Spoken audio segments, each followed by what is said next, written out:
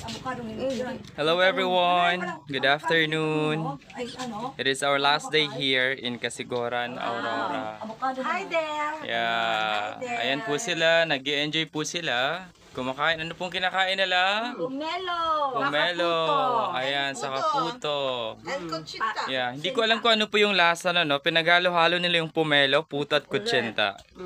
Iba po talaga itong mga ate ko. Pagutom na kahit ano Ayan. Gutom na raw po sila. So, ang sabi ni Ate G, pag gutom na, kahit ano, carry na. Ayan po. Kumusta po ang feeling ng last day na ngayon dito? Ayun nga. Bitin. Bitin, parang ayaw na daw umalis. Ayan. So, dito ka na lang, Ate Ani. Pwede lang. Iiwanan ka na lang po namin dito.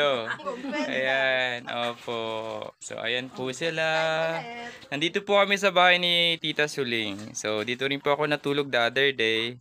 So, ayan po si Tita. Nasaan si Tita? Tita Suling muna.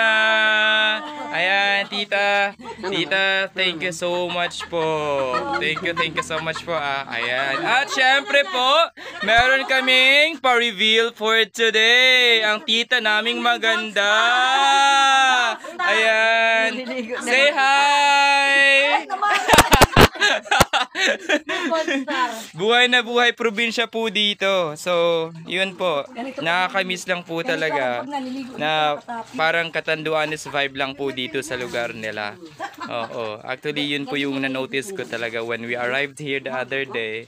So, sabi ko, mukhang Bato Catanduanes lang to. So, ito po, buhay probinsya. Naliligo po. Ayan. So, kumusta po ang tubig ng Casiguran, Aurora? Cool! Tita, cool! Ayan. Parang si tita lang po namin yan. Opo. Very cool. Yan po si tita namin na very cool po talaga. Tita namin siya pero iba yung samahan namin eh. Cool lang talaga.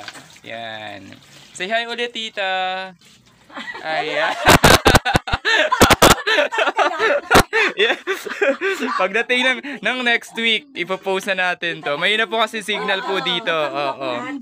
Ayan. So, thank you po. Bye-bye. I'll be back in Manila later this evening. So, back to work po tayo. Pagdating ko dyan. Okay.